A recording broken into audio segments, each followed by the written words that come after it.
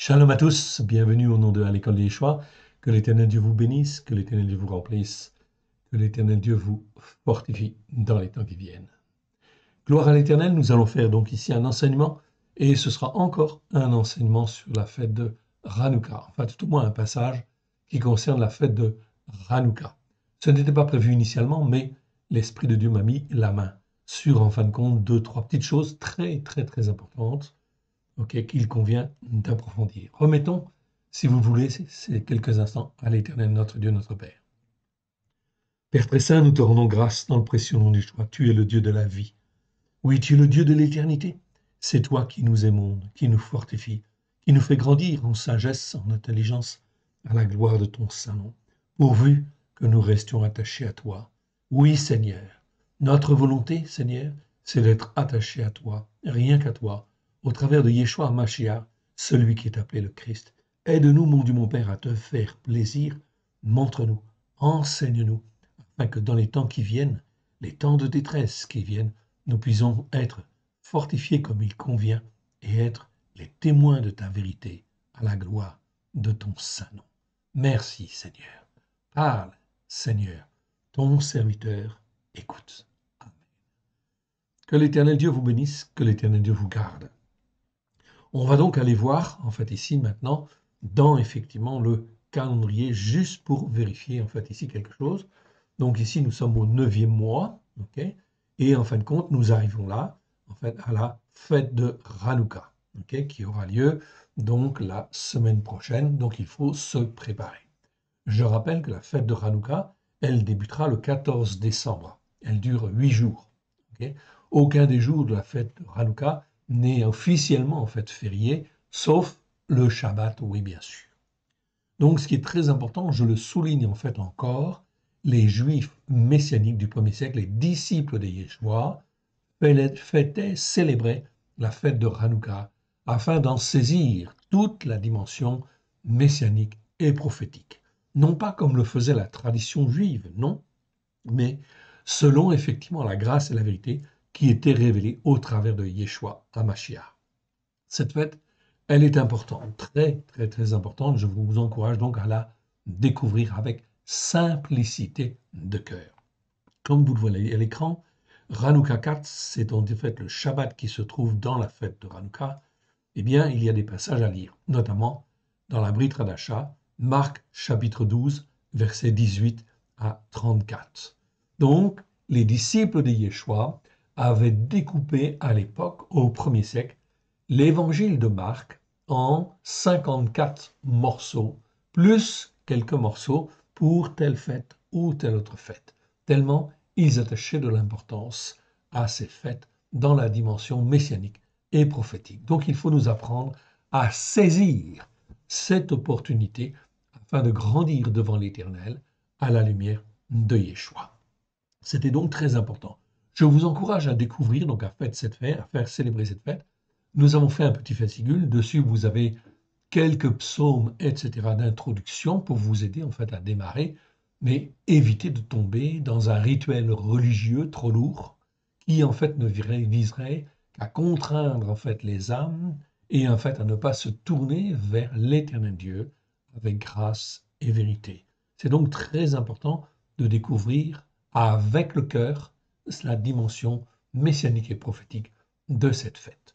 Vous avez donc pas mal d'enseignements déjà. Nous arrivons aujourd'hui à la 7e vidéo sur en fait la fête de Hanouka. Il y a donc déjà beaucoup à faire. Ne les écoutez pas toutes en même temps, mais vous avez là même 8 jours en fin de compte de la fête de Hanouka. Donc vous pouvez effectivement le faire, en fait étudier si vous voulez ces vidéos, si vous le voulez, ainsi que les brochures que nous avons fait. Donc Hanouka commence le 14 décembre, selon le calendrier juif messianique du roi David, okay, et elle dure 8 jours, donc elle se terminera le mercredi 21 décembre au soir. Hanouka rabbinique commencera en fait ici, vous le voyez à l'écran, le 19 décembre. Okay. Vous pouvez, si vous voulez, suivre en fait ici le Hanouka, la fête de Hanouka, selon le rituel effectivement en fait rabbinique, mais il est un petit peu lourd, un petit peu écrasant et il est un petit peu étouffant en fait ici quelque part. Et il ne dit pas toute la vérité parce que toute la révélation de Yeshua avec grâce et vérité n'est pas dedans. Donc, vous pouvez pour découvrir si vous voulez. Okay, mais évitez en fin de compte d'essayer de faire Hanouka dans la dimension messianique et prophétique. Je viens en fin de compte à notre texte de Hanouka. Donc Hanouka, ici la fête des Lumières, je vous fais apparaître à l'écran le résumé que je vous avais déjà montré dans les autres vidéos. Le voici en fait à titre de rappel. Au cours des premiers siècles de l'ère chrétienne, le passage de Marc chapitre 12, versets 18 à 34, était lu lors de cette fête par les disciples de Yeshua qui s'attachaient à garder le rythme annuel des lectures de la Torah. Cette fête a lieu le 25e jour du 9e mois. Elle célèbre la purification et la dédicace du temple de Yerushalayim après que qu'Antiochus Épiphane IV, roi des Séleucides, ait profané le temple en 167 avant l'ère chrétienne.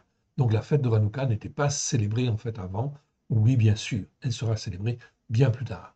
Yeshua souligne les propos des Tsadukim, des Pérushim et des Sophrim qui viennent corrompre en fait le temple. Donc déjà, on voit ici que cette fête nous parle de la sanctification du temple. Oui, mais le temple, mon frère, ma sœur, c'est nous. Notre corps est le temple en fait de l'Esprit Saint, le temple en fin de compte du Seigneur, à la gloire de son Saint nom. Voilà pourquoi nous devons nous offrir corps, âme et esprit à l'Éternel Dieu, afin que par son Esprit, Christ soit formé dans nos cœurs et dans nos vies.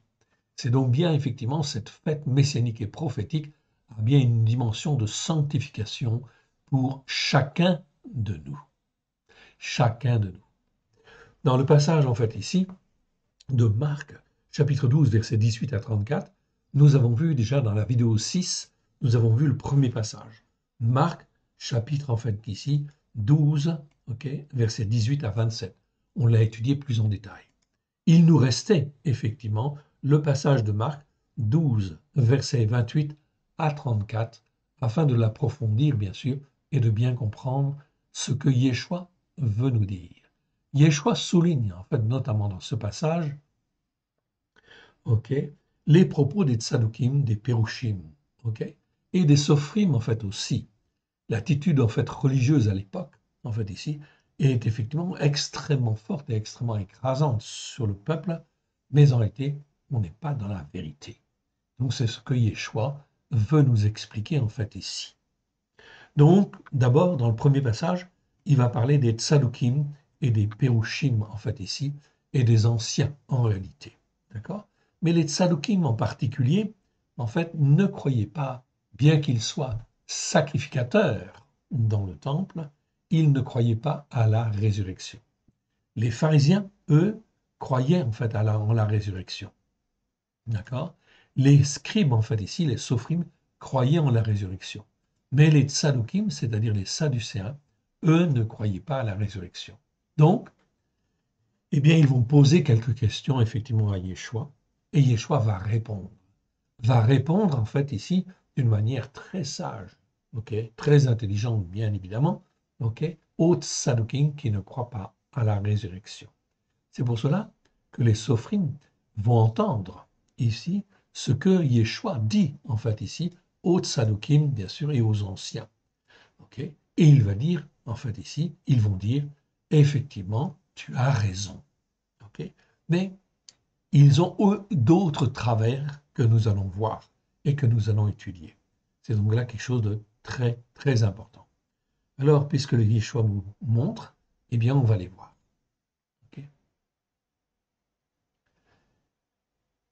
Voilà. Donc, à partir du verset 28, un des sophrim, un sophrim, c'est un scribe. En grec, c'est le mot grammateus. Donc, je rappelle, les sophrim, c'était essentiellement les enseignants, les profs, si vous voulez, de la foi, en fait, de l'époque. Ceux qui étaient délégués pour enseigner, en fait, la foi, en fait, au peuple. Les Écritures au peuple. Un des sophrim qui les avait entendus discuter, qui avait entendu Yeshua et les Tsadukim, sachant que Yeshua avait bien répondu aux Tsadukim, s'approcha et lui demanda « Quel est le premier de tous les commandements ?» Très, très important. Donc là, on voit en fait ici, les sophrim qui viennent. Et en fin de compte, ils veulent piéger, mais dans leur tête, ils veulent piéger Yeshua, enfin ici quelque part. Donc, ils essaient de lui passer de la pommade, comme on dit d'une manière en fait populaire, ok? Et résultat des courses, ça ne va pas marcher. Pourquoi? Parce que Yeshua n'est pas dupe, évidemment. Donc il va dire ici, ce Sophrim va dire, quel est le premier de tous les commandements? Yeshua leur répondit, voici le premier de tous les commandements. Donc, tous les commandements ici, c'est en gras parce qu'effectivement, ça n'existe pas dans toutes les traductions françaises. Ça existe dans toutes les traductions françaises qui sont basées sur le texte reçu, c'est-à-dire le texte grec du XVIIe siècle, qui est plus intègre, qui est plus complet. Malheureusement, en fait, en français, il y a très peu de Bibles qui sont effectivement traduites sur effectivement le texte reçu du XVIIe siècle. Toutes les autres sont traduites en fait ici sur le texte grec du XIXe siècle, qui a été en fait ici nettoyé quelque part afin de faciliter les traductions. Mais en réalité, en faisant ce nettoyage, on supprime en fait ici parfois des mots ou des choses très très importantes.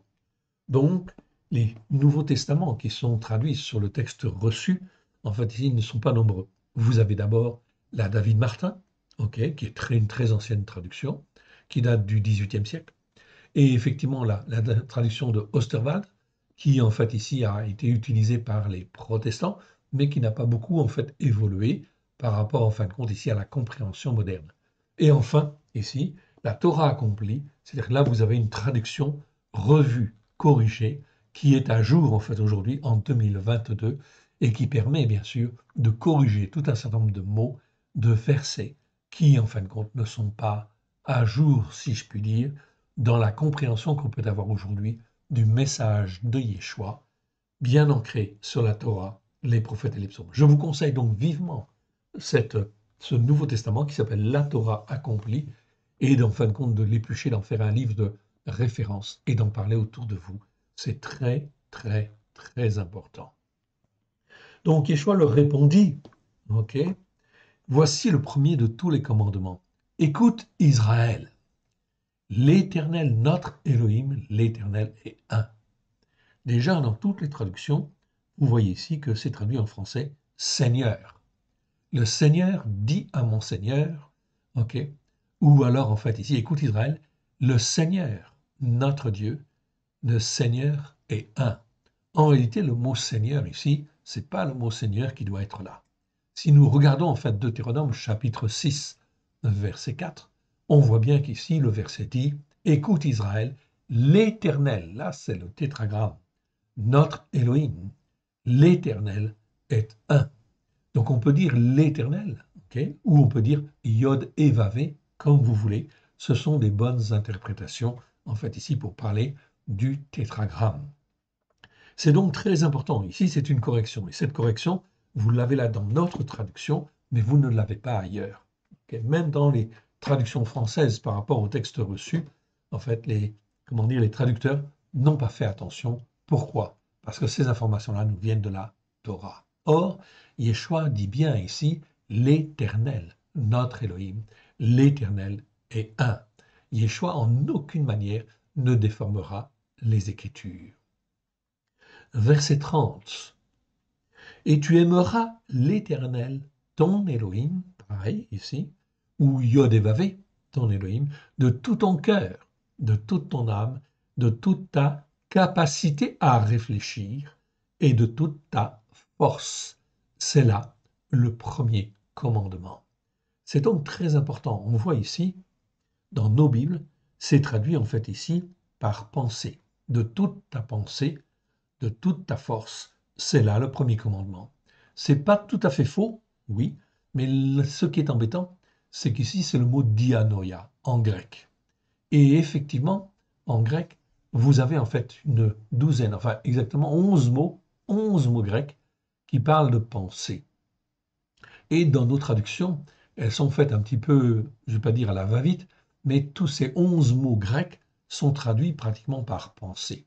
Alors, ça nous pose en fait un problème, car si Yeshua, si en fin de compte l'Esprit Saint utilise des mots différents en fait en grec, ça veut dire qu'ils ont un sens différent qu'il faut essayer de comprendre, essayer de saisir. Ici, le mot dianoia, c'est beaucoup mieux de le traduire par capacité à réfléchir ou capacité à raisonner, bien évidemment. Après, on est libre. L'Esprit de Dieu met dans notre capacité à réfléchir, dans notre capacité à raisonner, sa connaissance par l'Esprit de Dieu. Après, on en fait ce qu'on veut. On écoute ou on n'écoute pas. Mais l'Éternel Dieu regarde par son esprit si on écoute ou si on n'écoute pas, si on met en pratique ou si on ne met pas en pratique. Donc il nous laisse libre choix. Mais ce libre choix n'est pas sans conséquence, oui bien sûr. C'est pour ça que ce mot-là, on ira le voir tout à l'heure d'une manière en fait plus précise. De toute ta force en fait ici également, ici c'est bien écrit de toute ta force ou de toute ta puissance, ok, ou de tous tes moyens, de toutes tes facultés quelque part. C'est le mot icus en fait ici. C'est là le premier commandement. Donc ça suppose que chaque croyant fasse un effort, bien évidemment, afin de glorifier le Père, le Fils et l'Esprit Saint. Et le deuxième en fait ici, verset 31. Et voici le second, celui-là même qui lui est semblable. Il est en fait lié quelque part. Tu aimeras ton prochain comme toi-même. Il n'y a pas d'autre commandement plus grand que cela, même dont on vient de parler. Là, il y a donc une tautologie en fait ici. C'est le mot en fait ici, touton, en fait ici, en grec, qui veut dire en fait ici, cela même dont on vient de parler. Donc ça veut dire que c'est un mot sur lequel on insiste. En fait ici, Yeshua insiste. Il n'y a pas de plus grand commandement que ces deux commandements. Le sophère, c'est-à-dire le scribe, lui dit, bien, maître, tu as dit en vérité que Elohim est un, okay, et qu'il n'y en a point d'autre que lui. Donc, pas de problème, très bien, il semble avoir compris. Et que d'aimer de tout son cœur, de toute son intelligence, de toute son âme, de toute sa force, et d'aimer son prochain comme soi-même, c'est bien plus que tous les sacrifices d'élévation et tous les autres sacrifices. Le scribe, en fait, ici, répond, en fait, on va dire, presque parfaitement. Je dirais bien presque parfaitement. Car là, il dit, en fait, ici, que de l'aimer de tout son cœur, de toute son intelligence. Ici, il va utiliser un autre mot grec. Ici, c'est le mot dianoia, en fait, ici. On le verra tout à l'heure. Et ici, c'est le mot, en fait, sunésis, okay, mais qui est aussi traduit par pensée dans nos traductions françaises. Or, en fait, ici, c'est important de comprendre la différence entre ce mot-là, ici, sunésis, okay, et effectivement, le mot dianoia. C'est donc très, très, très important. On verra cela tout à l'heure. Je termine en fait le passage. Yeshua, voyant qu'il avait répondu prudemment, lui dit, tu n'es pas loin du règne de Elohim. Donc il ne dit pas, tu es dans le royaume d'Elohim. Non. Tu vas rentrer dans le royaume d'Elohim. Non, persévère. Non, il ne dit pas ça. Et personne n'osa plus lui poser de questions. Donc en fait, il répond en fait ici d'une manière en fait ici très claire. En fait ici. Ok. Très clair en disant en fin de compte au scribe, ok, tu n'es pas loin, mais tu n'as pas compris. Tu n'as pas tout à fait compris, car tu as utilisé ici un mot sunésis. C'est donc très très important. Okay, on va donc en fait voir ces mots-là. C'est donc en fait ici très très important. Okay.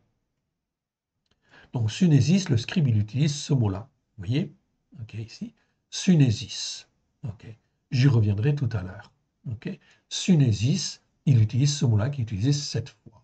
On peut parler en fait d'intelligence, de compréhension, effectivement, plutôt dans le but de chercher l'unification. Comme aujourd'hui, on pourrait parler de la pensée, en fait, ici, œcuménique, par exemple. Ça vise à rassembler, mais c'est pas bon, parce que ce n'est pas posé sur la Torah, les prophètes et les psaumes.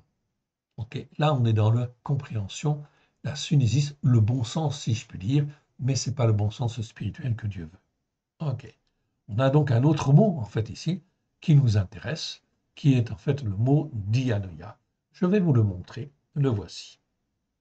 Ok, un petit peu, voilà. C'est dianoia. Dianoia, ça nous parle en fin de compte de capacité à réfléchir ou de manière de penser dans le sens de chercher à saisir le sens ou l'idée principale, et non en fait simplement penser. Alexandre 1850 parle de la faculté de saisir l'esprit d'une loi. Donc ce sont des vieux dictionnaires en fait ici, très anciens, qui nous donnent en fait une idée. Donc Alexandre 1850, c'est une référence en fait en soi, et je vous conseille bien sûr ce dictionnaire aussi, si vous le trouvez. Okay. Il est intéressant parce qu'il est ancien, c'est un ancien. Et donc, il est avant, en fait, ici, la corruption chrétienne, si je puis dire, qui déforme en fait aussi certains sens de certains mots. Alexandre 1850 parle de la faculté de saisir l'esprit d'une loi ou d'une règle, le fait de saisir par la pensée l'essence même de quelque chose ou de quelqu'un. J'agrandis en fait ici encore parce que c'est vraiment une définition extrêmement importante. Extrêmement importante. OK. Donc là, je pense que vous arrivez en fait à lire. OK, du moins je l'espère. Alexandre 1850 parle de la faculté, ce mot dianoia, okay, dianoia en grec, nous parle de la faculté de saisir l'esprit d'une loi ou d'une règle, le fait de saisir par la pensée l'essence même de quelque chose ou de quelqu'un. Ce mot ne veut pas simplement dire pensée ou intelligence, encore moins entendement. Non, il y a d'autres mots grecs pour cela, en fait, ici. Chassang 1882, qui est un autre dictionnaire, qui fait référence, si je puis dire, ok, il est en fait ici moins corrompu que les autres, en fait, si je puis dire aussi, quelque part. Le moins corrompu des trois, en fait, ici, que je vais citer, c'est Alexandre 1850, ensuite Chassang 1882, et plus on avance dans la culture, en fait, ici, occidentale, et bien ensuite, on a le Bailly 1901, vous allez voir. Chassang 1882 confirme la faculté de penser, de saisir l'idée ou le sens principal d'une chose. Bailly 1901, c'est aussi un autre dictionnaire, mais il est souvent déjà un peu corrompu, pas complètement. Bailly 1901 parle de pensée qu'exprime un mot ou un texte, le sens d'un mot ou d'un passage, ou encore de l'intention dans le cœur. On en déduit que dianoia exprime la capacité à réfléchir avec du bon sens ou avec un bon sens spirituel et la volonté d'apprendre à discerner l'idée principale, soit dans le but de glorifier Dieu, soit dans le but de mieux manipuler en fait aussi. Attention, ça peut être dans les deux sens, comme Balaam par exemple, en fait ici. Donc c'est extrêmement important de bien comprendre ce mot-là, dianoia. Pour bien le comprendre, eh bien, je vous propose, il existe 13 fois dans 13 versets, je vous propose en fin de compte d'aller voir ces 13 versets. Et on va aller les voir, si vous le voulez bien. La première fois où il apparaît, c'est en fait dans Matthieu chapitre 22, verset 37. Donc là, c'est le passage de Matthieu qui est l'équivalent du passage de Marc que nous venons de dire. Yeshua lui répondit, ok.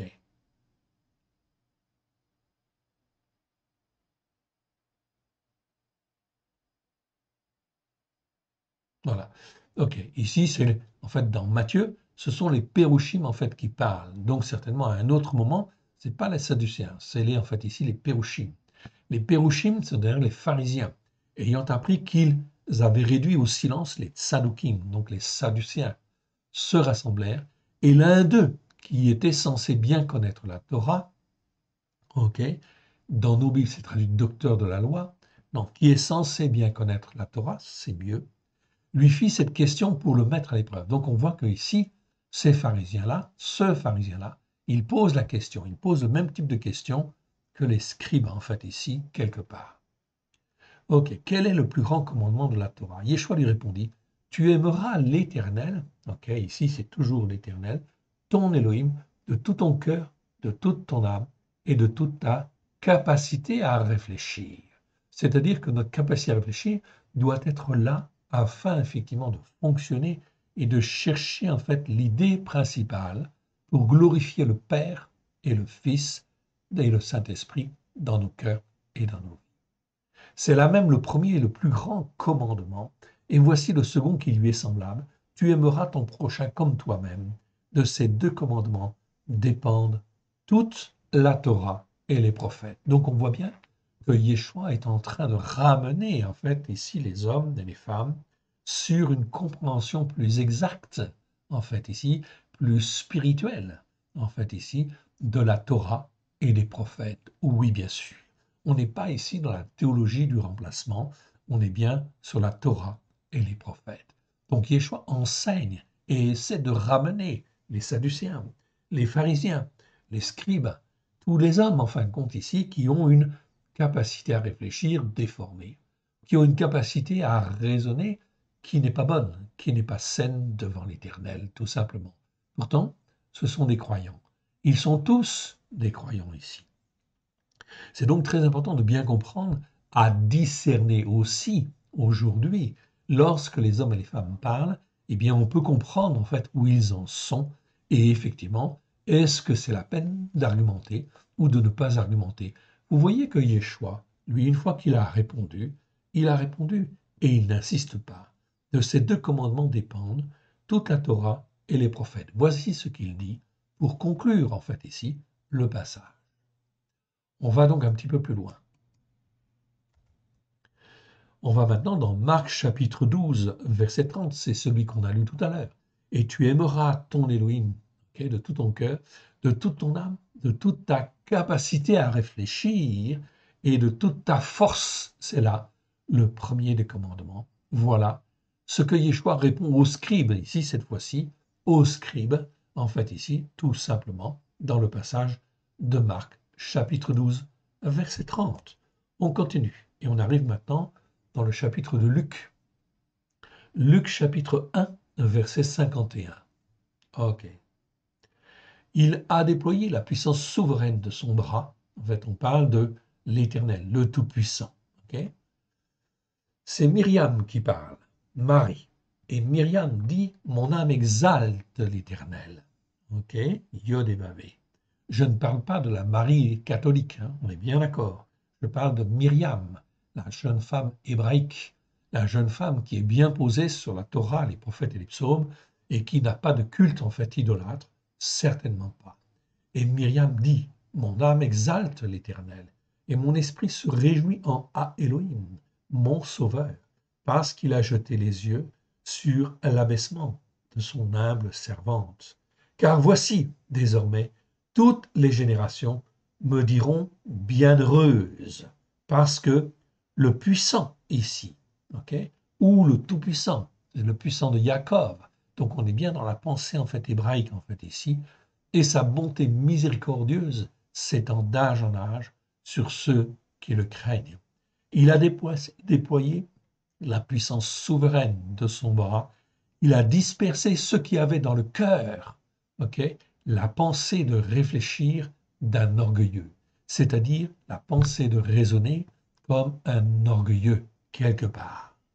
Il a renversé les humbles, il a renversé, les puissants de leur trône, et il a élevé les humbles. Il a rassasié de biens les affamés, et il a renvoyé les riches à vide. Il a secouru Israël, son serviteur, et s'est souvenu de sa bonté miséricordieuse, comme il l'avait exprimé à nos pères, à Abraham et à sa postérité pour toujours. Myriam demeura chez Élishava environ 3 mois, puis elle retourna chez elle. Mon frère, ma sœur, on voit que la Myriam dont on parle là, celle qu'on appelle Marie, elle est bien ancrée sur les racines hébraïques de la foi. Elle fait, elle, les fêtes de l'Éternel. Ok. Et en fin de compte, elle écoute la Torah et les prophètes avec grâce et vérité au travers de Yeshua.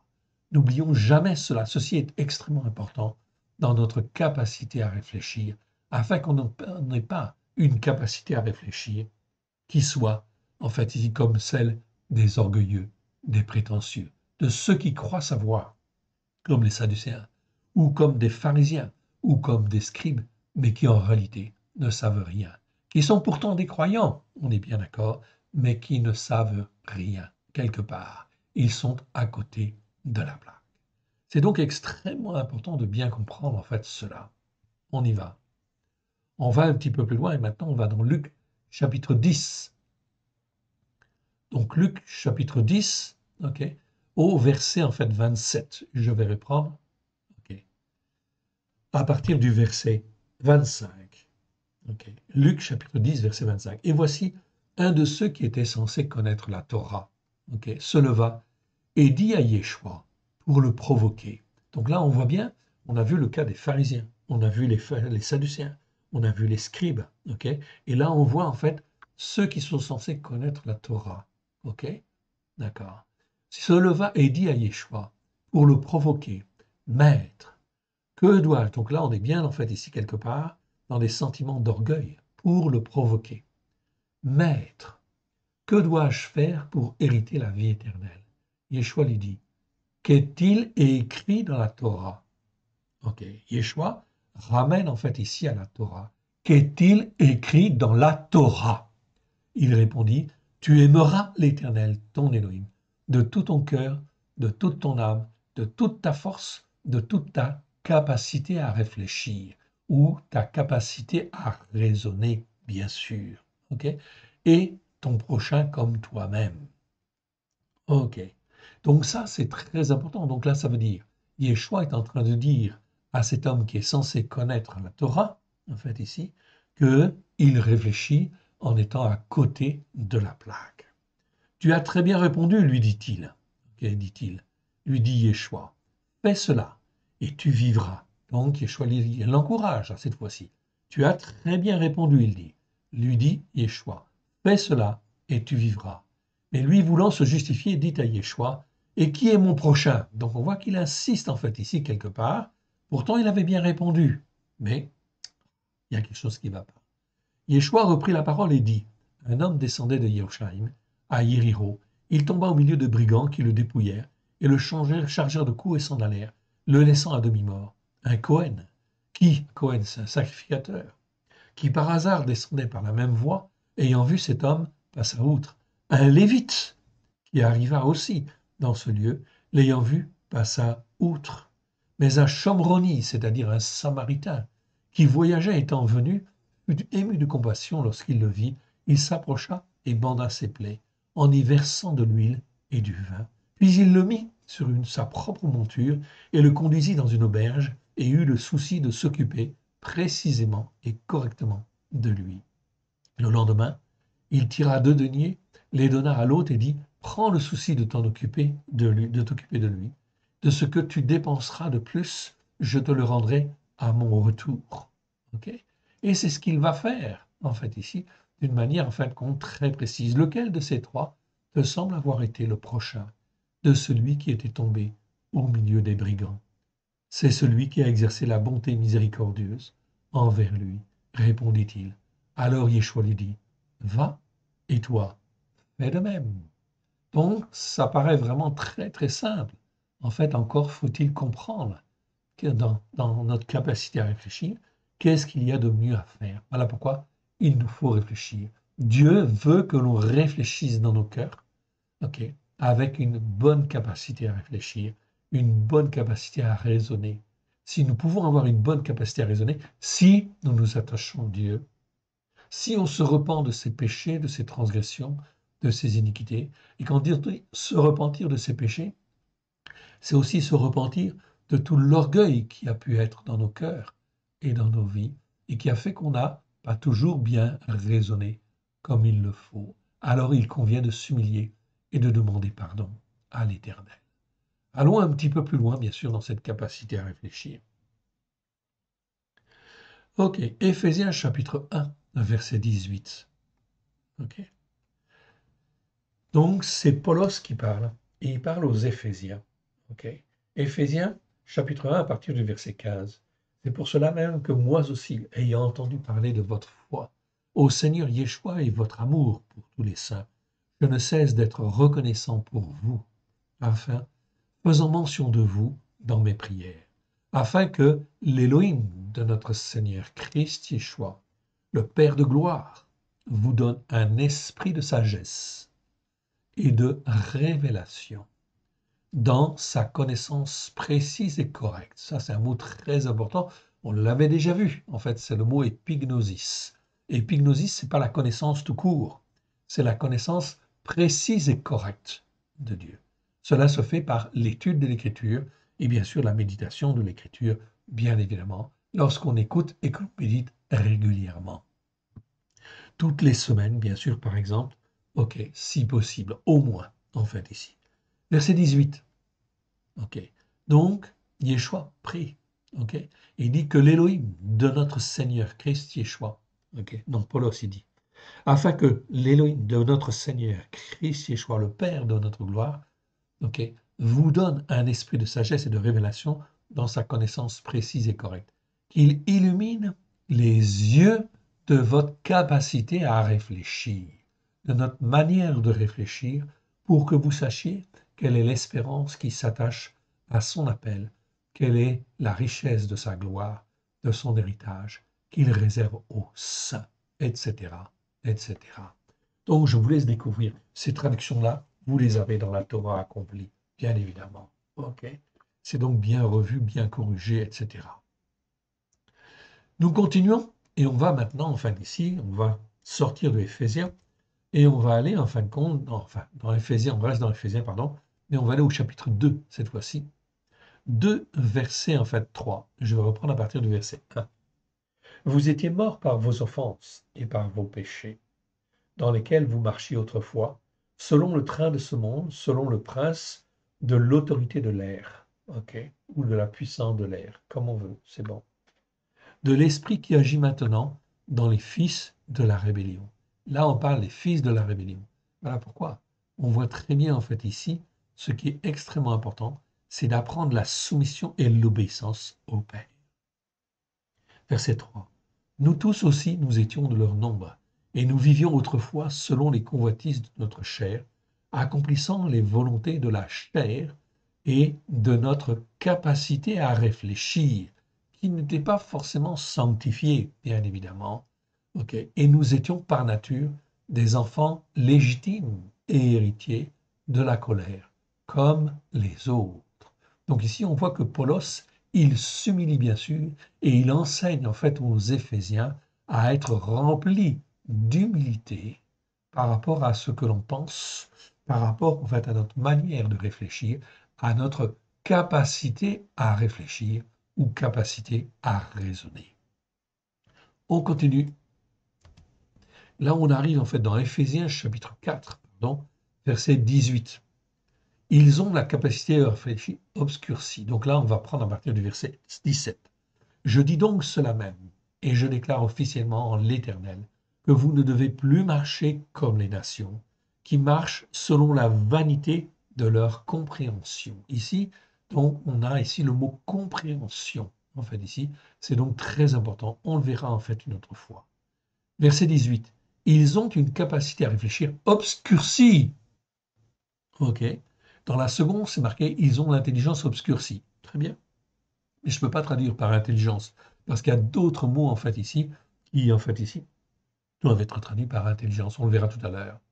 Donc ils ont une capacité à réfléchir obscurcie. Ils sont étrangers à la vie d'Élohim à cause de l'ignorance spirituelle qui est en eux, à cause de l'endurcissement de leur cœur. C'est donc très très important ces mots-là.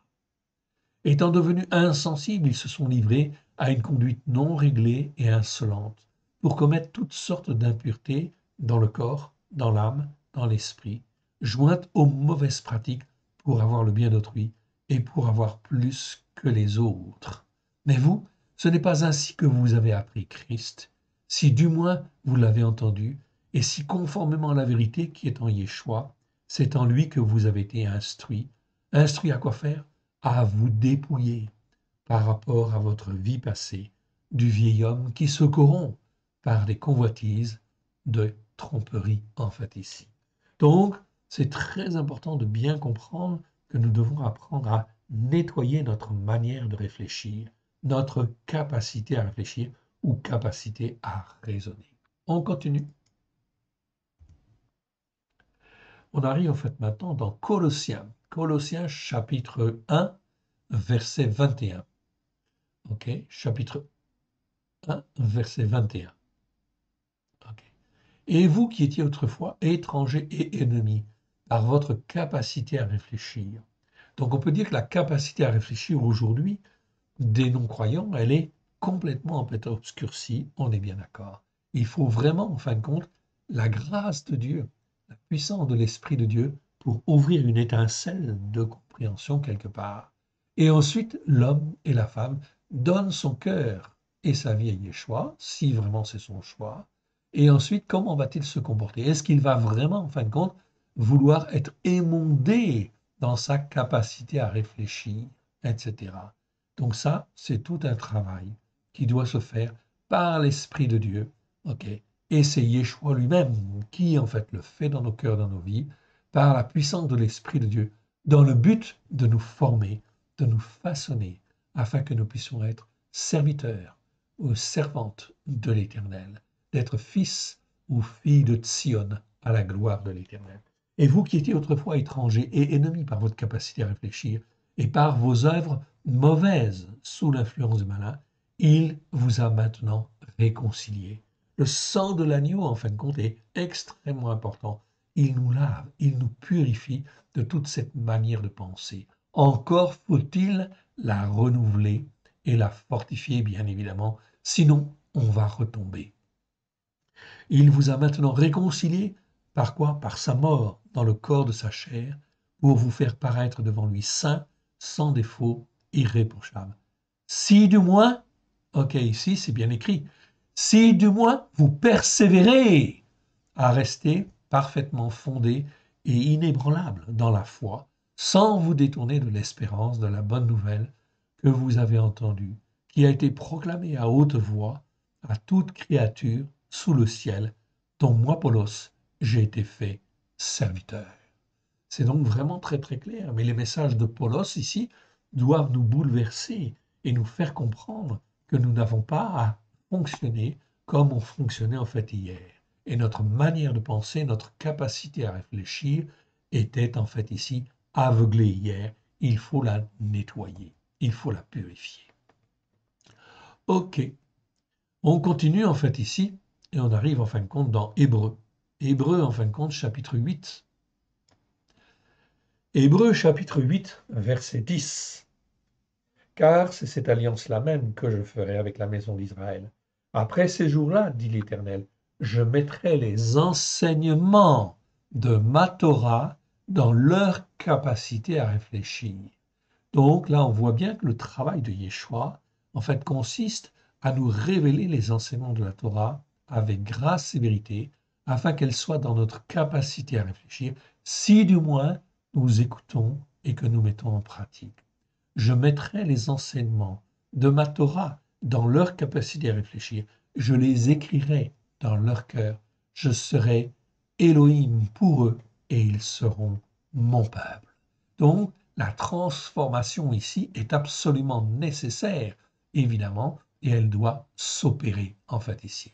Ici, c'est Yod et Vavé qui parle, ok, mais ça se fait au travers de Yeshua lui-même, oui, bien sûr. C'est là cette alliance-là même que je ferai avec la maison d'Israël. Après ces jours-là, dit l'Éternel, je mettrai les enseignements de ma Torah dans leur capacité à réfléchir.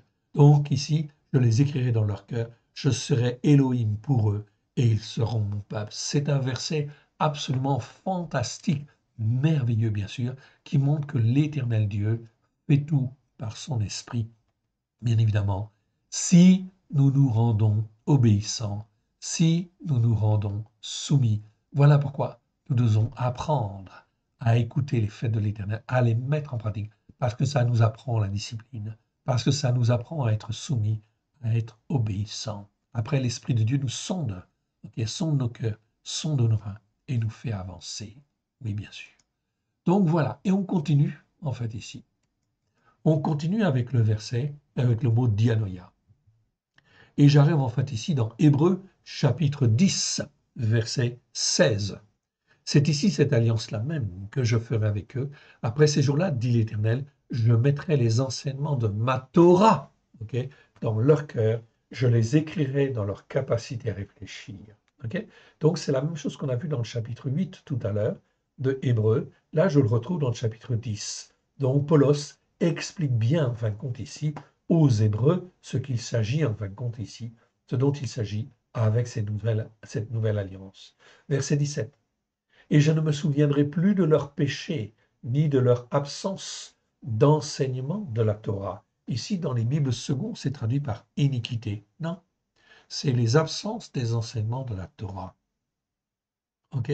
Donc c'est là extrêmement important. Vous avez cette traduction, vous pouvez en fin de compte la consulter plus en détail et voir tout le chapitre. Oui, bien sûr, je vous encourage à le faire. C'est donc extrêmement important.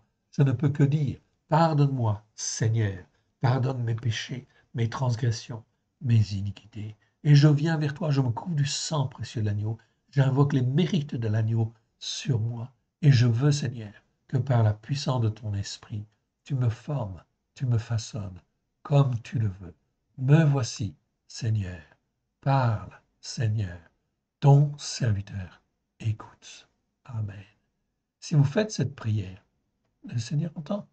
Et si elle est sincère de cœur, Dieu va voir si elle est sincère de cœur. Ou si, en fin de compte, il y a quelque chose qui n'est pas clair. Okay? Mais le Seigneur va voir. Et s'il sonde que c'est vrai, que vous voulez, alors il va le faire. Il va le faire. Marcher par la foi. Il faut apprendre ensuite à marcher par la foi. On continue. Et on va maintenant dans 1 Pierre. Donc on sort de Hébreu et on va dans 1 Pierre, chapitre 1, verset 13. C'est pourquoi saignez les reins de votre capacité à réfléchir. Donc Pierre, Pétros va parler de la même manière. On a vu comment Yeshua parlait, comment Paulos parlait, comment en fin de compte ici Pierre parle. Ils parlent tous de la même manière. C'est pourquoi saignez les reins de votre capacité à réfléchir. Soyez sobre et ayez une entière espérance dans la grâce qui vous a été apportée, dans la manifestation du Christ Yeshua, ou on devrait dire même de Yeshua à Mashiach, celui qui est appelé le Christ. En fait, ici, ce serait même mieux. Ok. Ok. Comme des enfants légitimes, verset 14 dit, comme des enfants légitimes et héritiers de la soumission, ne vous conformez pas aux convoitises que vous aviez autrefois, quand vous étiez dans l'ignorance d'un aveuglement spirituel. C'est vraiment extrêmement clair et limpide. Ok. On continue. On continue et on arrive en fait ici dans 2 Pierre. 2 Pierre chapitre 3, verset 1. Voici déjà, bien-aimés, la seconde lettre que je vous écris. Dans l'une et dans l'autre, je cherche à éveiller par des avertissements votre capacité à réfléchir, purifiée à la lumière de Yeshua. En fait ici, quelque part. Bon, à la lumière de Yeshua, c'est en italique, c'est pas dans le texte. Mais c'est ça que ça veut dire. Voilà pourquoi on parle de la fête de Hanouka. C'est la fête des Lumières. C'est la fête de ceux qui ont une capacité à réfléchir, qui est en fait purifiée par la lumière de Christ avec grâce et vérité. Et qui peuvent repartir, en fait, dans mon sens. D'où toute l'importance messianique et prophétique de cette fête des Lumières, bien évidemment. Verset 2. Afin que vous vous souveniez des paroles révélées, annoncées d'avance par les saints prophètes, et du commandement du Seigneur et Sauveur enseigné par vos apôtres. Okay? C'est donc très important. Là, on est bien placé sur la Torah et les prophètes, bien sûr. Okay? C'est dit en fait les saints prophètes, mais c'est plutôt les prophètes de la sainteté de Dieu, en fait, ici, qui ont marché dans la sainteté de Dieu et du commandement du Seigneur et Sauveur, enseigné par les apôtres.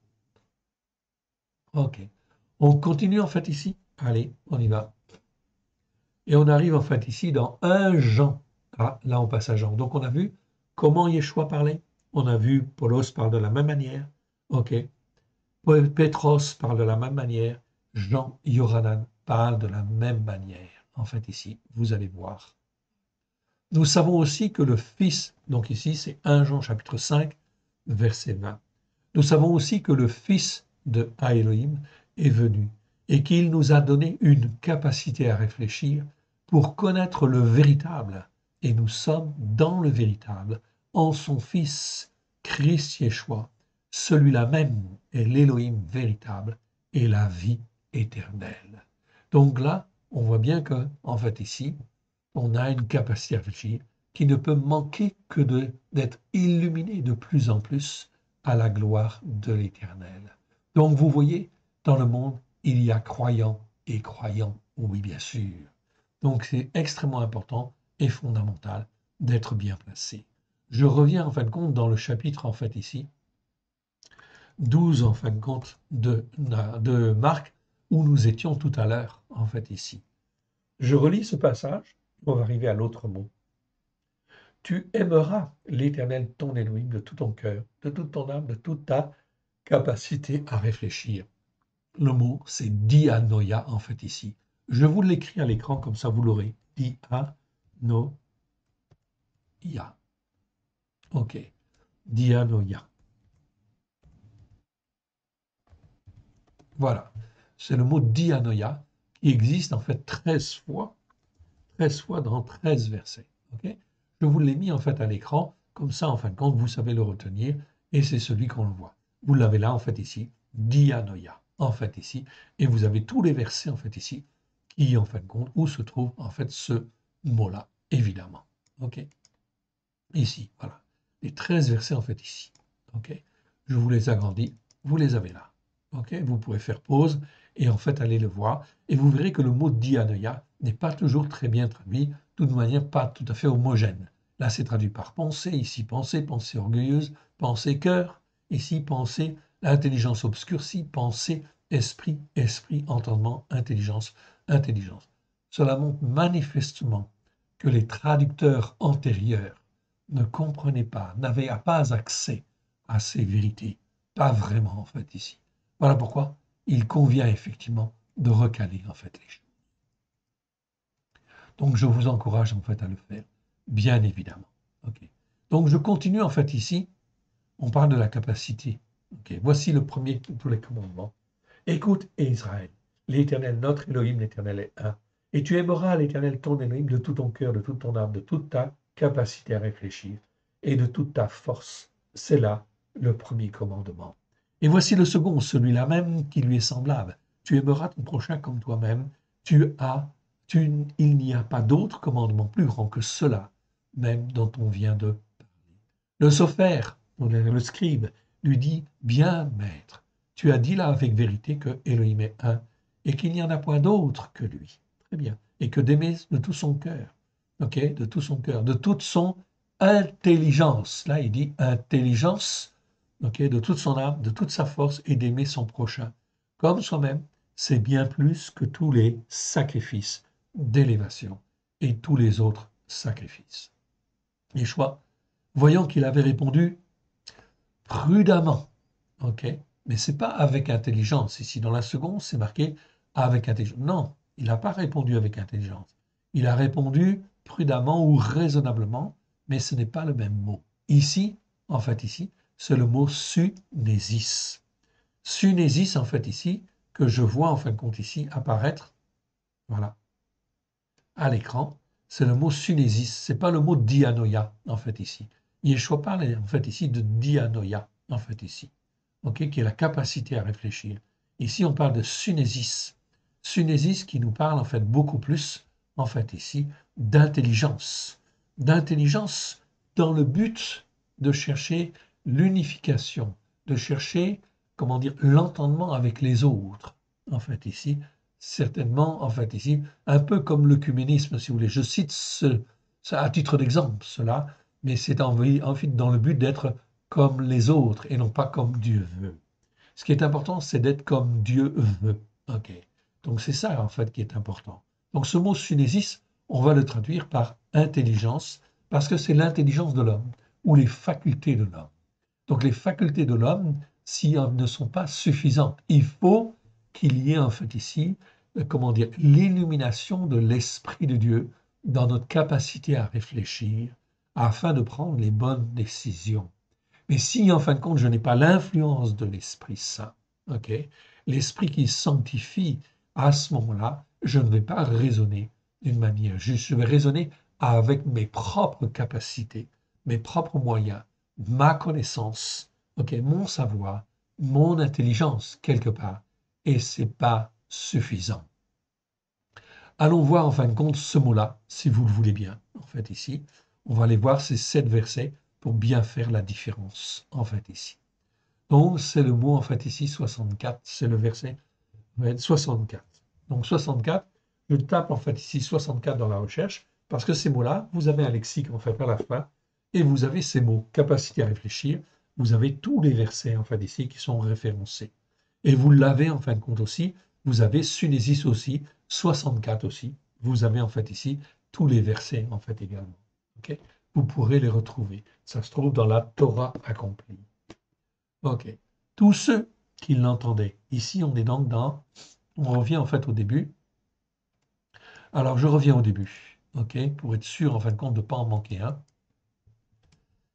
Donc, la première fois où on voit apparaître en fait le mot Sunésis, c'est dans Luc chapitre 2, verset 47. Tous ceux qui l'entendaient étaient frappés de son intelligence et de ses réponses. Donc de ses facultés en fait à réfléchir, de ses facultés intellectuelles, oui, de son intelligence, on peut dire son intelligence, c'est tout à fait juste là. Ok. Donc là, bien sûr, Yeshua est étonné.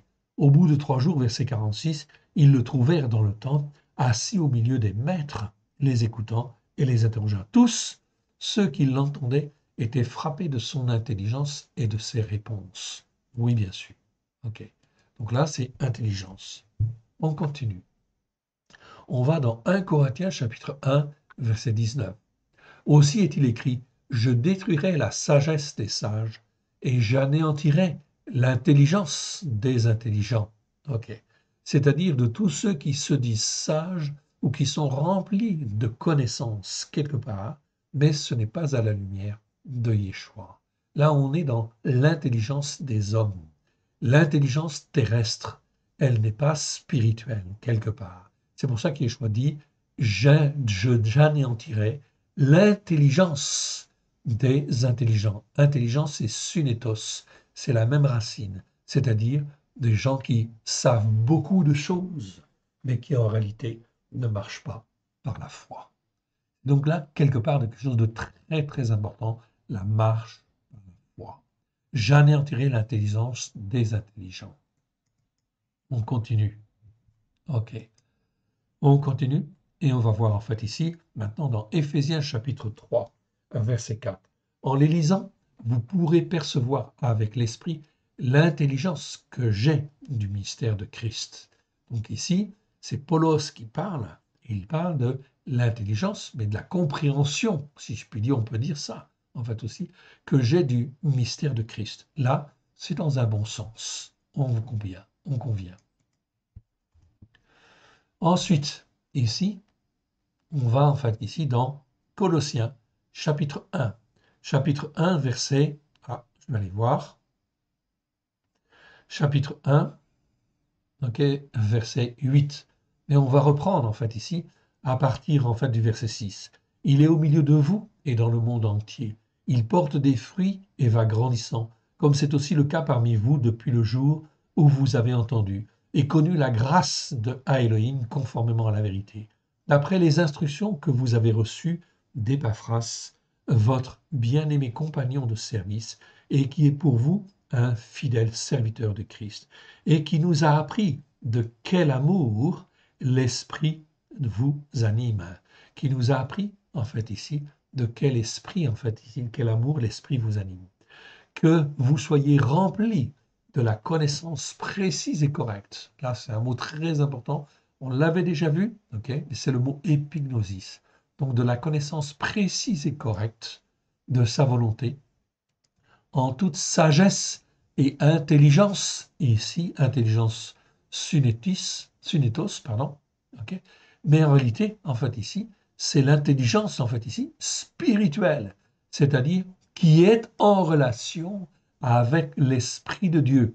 C'est pneumatikos, ça veut toujours dire, pneumatikos, toujours dire en relation avec l'Éternel par l'Esprit de Dieu. Donc si l'intelligence, elle est renouvelée en fait par l'Esprit de Dieu, c'est très bien.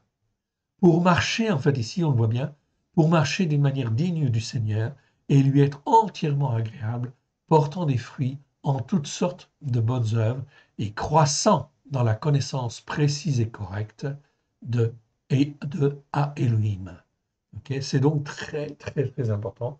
On a le mot épignosis en fait ici, qui existe 20 fois dans 20 versets.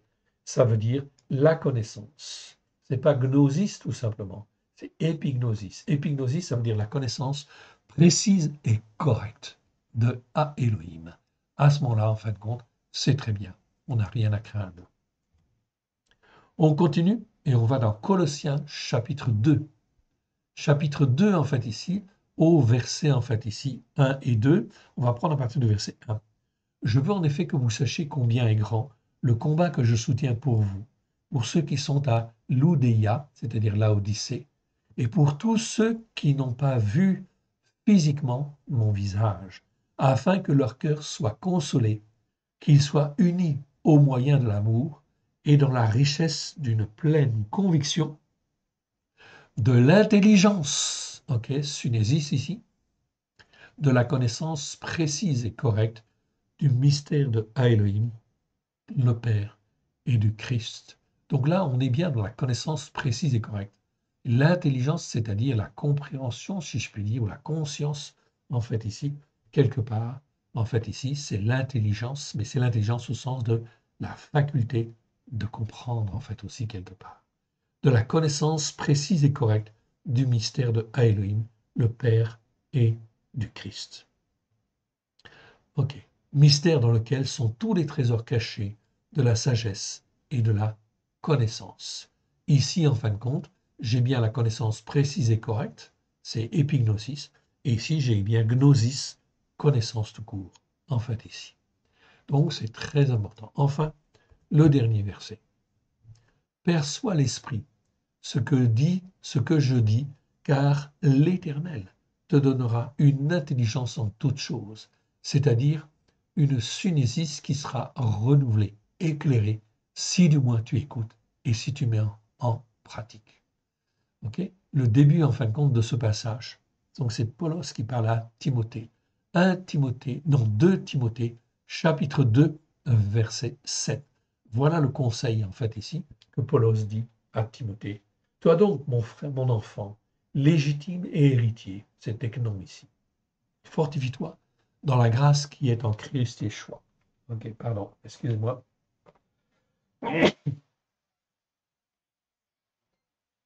Excusez-moi. Toi donc, mon enfant légitime et héritier, fortifie-toi dans la grâce qui est en Christ Yeshua.